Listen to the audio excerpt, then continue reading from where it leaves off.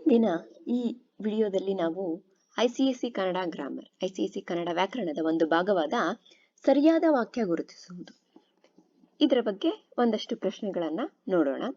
ಅಂದ್ರೆ jumbled sentence ಇರುತ್ತೆ, ಪದಗಳು ಸರಿಯಾದ ಆರ್ಡರ್ ಅಲ್ಲಿ ಇರಲ್ಲ. ನೀವು ಅದನ್ನ ಸರಿಯಾಗಿ ಮಾಡಿ ಅಂದ್ರೆ ಗುರುತಿಸಿ, ನಿಮ್ಗೆ ಆಪ್ಷನ್ಸ್ ಕೊಟ್ಟಿರುತ್ತೆ. ಸೊ 4 ಆಪ್ಷನ್ಸ್ ಮುಂಚೆ ನೀವೇ ಬರಬೇಕಿತ್ತು, ಈಗ 4 ಆಪ್ಷನ್ಸ್ ಇರುತ್ತೆ ನಿಮಗೆ. ಅದರಲ್ಲಿ ಯಾವುದು ಸರಿ ಅಂತ ಗುರುತಿಸಿ ನೀವು ಬರಿಬೇಕು. ಇದು ನಿಮ್ಮ ICSE 2023 ಸ್ಪೆಸಿಮೆನ್ ಪೇಪರ್, ಇದರಿಂದ ಇರುವಂತಹ ಒಂದು ಪ್ರಶ್ನೆ ಇದು. ನೋಡಿ, ಈ ರೀತಿ ಕ್ವಶನ್ ನಂಬರ್ 4 ಅಲ್ಲಿ ಕೊಟ್ಟಿರ್ತಾರೆ ನಿಮ್ಗೆ. ಕ್ವಶನ್ ನಂಬರ್ 4 ಅಲ್ಲಿ ನಿಮಗೆ 4 ಆಪ್ಷನ್ಸ್ ಕೊಟ್ಟಿರ್ತಾರೆ. ಅಂದ್ರೆ ಇಲ್ಲಿ 4 choices are given for each of the following questions. Incomplete statements. Choose the correct answer. So ಇಲ್ಲಿ ನಿಮ್ಮ ಸರಿಯಾದ ಆಯ್ಕೆಯನ್ನು ನೀವು ಇಲ್ಲಿ ಬರಿಬೇಕಾಗುತ್ತೆ. ಸೊ ಸರಿಯಾದ ವಾಕ್ಯವನ್ನು ಗುರುತಿಸಿ. ಇಲ್ಲಿ 4 ಆಪ್ಷನ್ಸ್ ಕೊಟ್ಟಿದ್ದಾರೆ ನಿಮಗೆ, ABCD ಅಂತ. ನೋಡಿ, ಶಿಕ್ಷಕರ ಬುದ್ಧಿವಾದದಿಂದ ಮಕ್ಕಳಿಗೆ ತಪ್ಪಿನ ಅರಿವಾಯಿತು ತಪ್ಪಿನ ಶಿಕ್ಷಕರ ಮಕ್ಕಳಿಗೆ ಬುದ್ಧಿವಾದದಿಂದ, ಶಿಕ್ಷಕರ ಮಕ್ಕಳಿಗೆ ತಪ್ಪಿನ ಬುದ್ಧಿವಾದದಿಂದ ಅರಿವಾಯಿತು, ಬುದ್ಧಿವಾದದಿಂದ ಮಕ್ಕಳಿಗೆ ಶಿಕ್ಷಕರ ಅರಿವಾಯಿತು ತಪ್ಪಿನ. ಸೊ ಇಲ್ಲಿ ನಿಮಗೆ ಸ್ವಲ್ಪನಾದ್ರೂ ಕನ್ಫ್ಯೂಷನ್ ಇದ್ರೂ ಆಲ್ಮೋಸ್ಟ್ 1-2-3 ಸಿಮಿಲರ್ ಆಗಿ ಕಾಣಿಸುತ್ತೆ, ನಿಮ್ಗೆ ತಪ್ಪು ಅಂತ ಅನ್ಸಲ್ಲ. ಸೊ ಅದಕ್ಕೆ ನಾನು ಇದ್ರ ಬಗ್ಗೆ ವಿಡಿಯೋ ಕೂಡ ಮಾಡಿದ್ದೀನಿ, ಅದನ್ನು ನೋಡಿದ್ರೆ ನಿಮ್ಗೆ ಸ್ವಲ್ಪ ಐಡಿಯಾ ಬರುತ್ತೆ.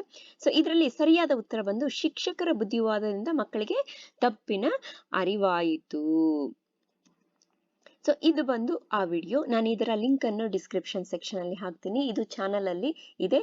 ಇದರ ಜೊತೆ ಆಲ್ಮೋಸ್ಟ್ ಎಲ್ಲ ಎಕ್ಸ್ಪೆಕ್ಟೆಡ್ ಗ್ರಾಮರ್ ವಿಡಿಯೋಸ್ ನಿಮಗೆ ಹೆಲ್ಪ್ ಆಗೋ ರೀತಿ ಚಾನಲ್ ಅಲ್ಲಿದೆ. ಮತ್ತೆ ನಿಮ್ಮ ICSE 3 ಪುಸ್ತಕಗಳು, ಸಾಹಿತ್ಯ ಸಂಗಮ, ನಾಟ್ಯ ಮಯೂರಿ, ಹೂವಿ, ಈ 3 ಪುಸ್ತಕಗಳ ಎಲ್ಲ ಪಾಠಗಳು, ಪದ್ಯಗಳು, ಅದರ ಎಕ್ಸ್ಪ್ಲನೇಷನ್ನು, ಕ್ವಶನ್ ಆನ್ಸರ್ಸು, ಮತ್ತೆ ಪ್ರೀವಿಯಸ್ ಇಯರ್ ಕ್ವಶನ್ ಪೇಪರ್ಸು, ಅದಕ್ಕೆ ಆನ್ಸರ್ಸು, ನಿಮ್ಮ ಎಲ್ಲಾ ರೀತಿಯ ಡೌಟ್ಸ್ ಏನೇನಿದೆ ಅದಕ್ಕೆ ನಾನು ಈವನ್ ಕಮೆಂಟ್ ಸೆಕ್ಷನ್ ಅಲ್ಲಿ ಕೂಡ ಉತ್ತರ ಕೊಡ್ತೀನಿ. ಅದ್ರ ಜೊತೆ ನಾನು ಆಗಾಗ ಪೋಸ್ಟ್ ಮಾಡ್ತಾ ಇರ್ತೀನಿ ಒಂದಷ್ಟು questions. Usually previous year papers ಇಲ್ಲ ಸ್ಪೆಸಿಮೆನ್ ಪೇಪರ್ ಇಂದ ಬಂದಿರುತ್ತೆ. ಸೊ ಅದರಿಂದ ನಿಮ್ಗೆ ತುಂಬಾ ಈಸಿ ಆಗುತ್ತೆ. ಅದು ಪೋಸ್ಟ್ಸ್ ಆನ್ಸರ್ ಮಾಡೋದು ನಿಮ್ಗೆ ತುಂಬಾ ಹೆಚ್ಚು ಸಮಯ ಏನು ಇಡ್ಸಲ್ಲ ಅಲ್ಲ. So you will get use to it, ಅದನ್ನ ನೀವು ನೋಡ್ತಾ ಇದ್ರೆ ಆ ಕ್ವಶನ್ ಅನ್ನ.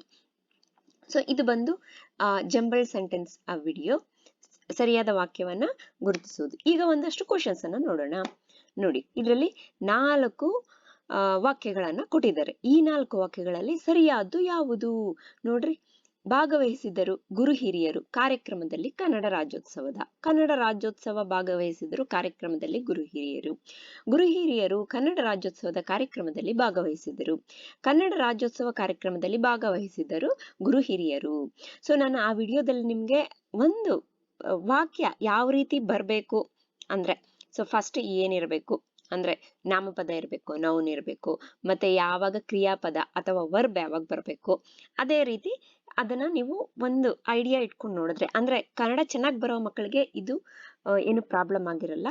ಸ್ವಲ್ಪ ICSE ಮಕ್ಕಳಿಗೆ ಸ್ವಲ್ಪ ಕಷ್ಟ ಆಗುತ್ತೆ. ಅದಕ್ಕೆ ನಾನು ಇಂಗ್ಲಿಷ್ ಅಲ್ಲಿ ಕೂಡ ಎಕ್ಸ್ಪ್ಲೇನ್ ಮಾಡಿದ್ದೀನಿ ಎಲ್ಲಾ ವಿಡಿಯೋಸ್ ಅಲ್ಲೆಲ್ಲಾನು, ನಿಮಗೆ ಅರ್ಥ ಆಗ್ಲಿ ಚೆನ್ನಾಗಿ ನಮ್ಮ ಕನ್ನಡ ಅಂತ.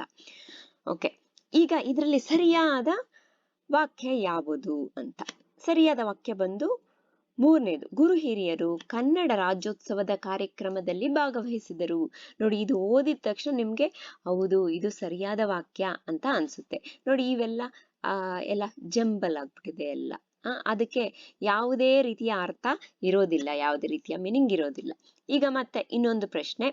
ಮನೆಯ ಮುಂದಿನ ಹೂವಿನ ಗಿಡ ತುಂಬಾ ಸುಂದರವಾಗಿದೆ. ಮುಂದಿನ ಹೂವಿನ ಗಿಡ ಮನೆಯ ತುಂಬಾ ಸುಂದರವಾಗಿದೆ. ಗಿಡ ತುಂಬಾ ಮನೆಯ ಮುಂದಿನ ಹೂವಿನ ಸುಂದರವಾಗಿದೆ. ಹೂವಿನ ಗಿಡ ಮನೆಯ ತುಂಬಾ ಮುಂದಿನ ಸುಂದರವಾಗಿದೆ. ಸೊ ಸರಿಯಾದ ಉತ್ತರ ಯಾವುದು? ಹೌದು, ಕರೆಕ್ಟ್ ಆಗಿ ಗೆಸ್ ಮಾಡಿದ್ರ. 1ನೇದು, ಮನೆಯ ಮುಂದಿನ ಹೂವಿನ ಗಿಡ ತುಂಬಾ ಸುಂದರವಾಗಿದೆ. ಸೊ ಇದು ಯಾವ ರೀತಿ ನಿಮ್ಗೆ ಬರುತ್ತೆ ಅಂದ್ರೆ, ಒಂದಷ್ಟು ನೀವು ನಿಮ್ಮ ಪಾಠವನ್ನ ಓದ್ತಾ ಇರ್ಬೇಕು. ನಿಮ್ಗೆ ತುಂಬಾ ಕಷ್ಟ ಆಗ್ತಾ ಇದೆ ಪಾಠ ಅಂದ್ರೆ ಸಿಂಪಲ್ ಆಗಿರೋ ಒಂದಷ್ಟು ಪುಸ್ತಕಗಳನ್ನು ಕೂಡ ಓದ್ಬೇಕು. ಆದ್ರೆ ನೀವು ಆಲ್ರೆಡಿ 10th ಸ್ಟ್ಯಾಂಡರ್ಡ್ ಅಲ್ಲಿ ಇದ್ರೆ ಅದು ಸ್ವಲ್ಪ ಕಷ್ಟ ಆಗುತ್ತೆ. 9th ಸ್ಟ್ಯಾಂಡರ್ಡ್ ಅಲ್ಲಿರೋ ಮಕ್ಕಳು ಸ್ವಲ್ಪ ಇಂಪ್ರೂವ್ ಮಾಡ್ಕೋಬಹುದು. ನಾನು ತುಂಬಾ ಮಕ್ಕಳನ್ನು ನೋಡಿದ್ದೀನಿ, ತುಂಬಾ ವೀಕ್ ಆಗಿರ್ತಾರೆ. ಸೊ 9th ಇಂದ ಕೂಡ ನೀವು ಪಿಕ್ ಮಾಡಬಹುದು. ಸ್ವಲ್ಪ ನಿಮ್ಗೆ ಗೊತ್ತಿದ್ರೆ ಪದಗಳು ಏನು ಓದೋದಕ್ಕೆ ಬಂದು ಅಷ್ಟು ಗೊತ್ತಿದ್ರೆ ನೀವು ಸ್ವಲ್ಪನೇ ಪಿಕ್ ಮಾಡಬಹುದು. ಯು ಕ್ಯಾನ್ ಸ್ಕೋರ್ ಅಬೌವ್ 95 ಇನ್ ಕನ್ನಡ. ಅಷ್ಟು ಮಾತ್ರ ನೀವು ಇಂಪ್ರೂವ್ಮೆಂಟ್ಗೆ ಸ್ಕೋಪ್ ಇದೆ. ಈಗ ಮುಂದಿನ ಪ್ರಶ್ನೆಯನ್ನು ನೋಡೋಣ. ಹೆಸರುವಾಸಿಯಾಗಿದೆ ಕರ್ನಾಟಕವು ಕಲೆ ಮತ್ತು ಸಂಸ್ಕೃತಿಗಳಲ್ಲಿ. ಎರಡನೇದು, ಕರ್ನಾಟಕವು ಸಂಸ್ಕೃತಿಗಳಲ್ಲಿ ಕಲೆ ಹೆಸರುವಾಸಿಯಾಗಿದೆ ಮತ್ತು ಸಂಸ್ಕೃತಿಗಳಲ್ಲಿ ಕಲೆ ಹೆಸರುವಾಸಿಯಾಗಿದೆ ಮತ್ತು ಕರ್ನಾಟಕವು ಕಲೆ ಮತ್ತು ಸಂಸ್ಕೃತಿಗಳಲ್ಲಿ ಹೆಸರುವಾಸಿಯಾಗಿದೆ. ಸೊ ಇದರಲ್ಲಿ ಸರಿಯಾದ ವಾಕ್ಯ ಯಾವುದು? ನಾಲ್ಕನೇದು, ಕರ್ನಾಟಕವು ಕಲೆ ಮತ್ತು ಸಂಸ್ಕೃತಿಗಳಲ್ಲಿ ಹೆಸರುವಾಸಿಯಾಗಿದೆ. ಸಂಸ್ಕೃತಿಗಳಿಗೆ ಅಂತ ಇದ್ರೂ ಚೆನ್ನಾಗಿರ್ತಾ ಇತ್ತು.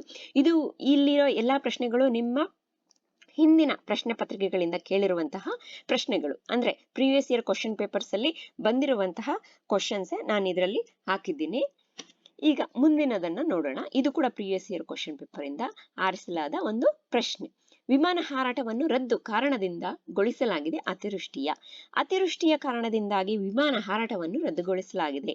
ವಿಮಾನ ಕಾರಣದಿಂದಾಗಿ ಅತಿವೃಷ್ಟಿಯ ಹಾರಾಟವನ್ನು ರದ್ದುಗೊಳಿಸಲಾಗಿದೆ ಅತಿವೃಷ್ಟಿಯ ವಿಮಾನ ಕಾರಣದಿಂದಾಗಿ ಹಾರಾಟವನ್ನು. ಸೊ ಇದರಲ್ಲಿ ಸರಿಯಾದ ಉತ್ತರ ಬಂದು ಎಸ್, ಅತಿವೃಷ್ಟಿಯ ಕಾರಣದಿಂದಾಗಿ ವಿಮಾನ ಹಾರಾಟವನ್ನು ರದ್ದುಗೊಳಿಸಲಾಗಿದೆ. ಮತ್ತೆ ಇನ್ನೊಂದು ರೀತಿಯನ್ನು ಬರಿಬಹುದು, ವಿಮಾನ ಹಾರಾಟವನ್ನು ಅತಿವೃಷ್ಟಿಯ ಕಾರಣದಿಂದಾಗಿ ರದ್ದುಗೊಳಿಸಲಾಗಿದೆ. ಎರಡೂ ಕೂಡ ಕರೆಕ್ಟ್ ಆಗಿರೋ ವಾಕ್ಯಗಳು. ಸೊ ಇದರಲ್ಲಿ ಇದು ಒಂದು ಮಾತ್ರ ಕೊಟ್ಟಿದ್ದಾರೆ ನಿಮ್ಗೆ ಆಪ್ಷನ್, ಅದಕ್ಕೆ ಇದು ಸರಿಯಾದ ಉತ್ತರ. ಕೇಳಲು ಪುರಾಣ ಹೋದನು ಮುದುಕನು. ಪುರಾಣ ಕೇಳಲು ಹೋದನು ಮುದುಕನು ಪುರಾಣ ಕೇಳಲು ಹೋದನು ಮುದುಕನು ಪುರಾಣ ಕೇಳಲು. ಸೊ ನಾವು ಆಡು ಭಾಷೆಯಲ್ಲಿ ಇಲ್ಲಿ ಇನ್ನೊಂದು ಹೇಳೋದಕ್ಕೆ ನಾನು ಇಷ್ಟಪಡ್ತೀನಿ. ನಾವು ಆಡು ಭಾಷೆನಲ್ಲಿ ಸ್ವಲ್ಪ ಒಂದೊಂದ್ಸಲ ಮಿಕ್ಸ್ ಮಾಡ್ತೀವಿ. ಮಿಕ್ಸ್ ಮಾಡೋದು ಅಂದ್ರೆ, ಈಗ ಸ್ವಲ್ಪ ಸುಮಾರಾಗಿ ಕನ್ನಡ ಅಷ್ಟೊಂದು ಗೊತ್ತಿಲ್ಲ ಅನ್ನೋರು ಈ ರೀತಿ ಮಿಕ್ಸ್ ಮಾಡ್ತಾರೆ. ಅಂದ್ರೆ ಪುರಾಣ ಕೇಳಲು ಹೋದನು ಮುದುಕನು ಅಂತ ಕೂಡ ಹೇಳ್ತಾರೆ. ಆದ್ರೆ ಇಲ್ಲಿ ಸರಿಯಾದ ಉತ್ತರ ಬಂದು ಫಸ್ಟ್ ನಮ್ಗೆ ಏನ್ ಬರ್ಬೇಕು? ನಾಮಪದ ಬರ್ಬೇಕು, ಮುದುಕನು ಪುರಾಣ ಕೇಳಲು ಹೋದನು. ಇದು ಸರಿಯಾದ ಉತ್ತರ. ಸೊ ಇವಿಷ್ಟು ನಿಮ್ಮ ಹಿಂದಿನ ಪ್ರಶ್ನೆ ಪತ್ರಿಕೆಗಳಲ್ಲಿ ಬಂದಿರುವಂತಹ ಪ್ರಶ್ನೆಗಳು, ಅಂದ್ರೆ ಇದಕ್ಕೆ ರಿಲೇಟೆಡ್. ಈ ಪ್ರಶ್ನೆಗಳು ತುಂಬಾ ಈಸಿ ಆಗಿರುತ್ತೆ. ಸೊ ನೀವು ಇದನ್ನ ತುಂಬಾ ಸಮಯ ಕೊಡೋ ಅವಶ್ಯಕತೆ ಇಲ್ಲ.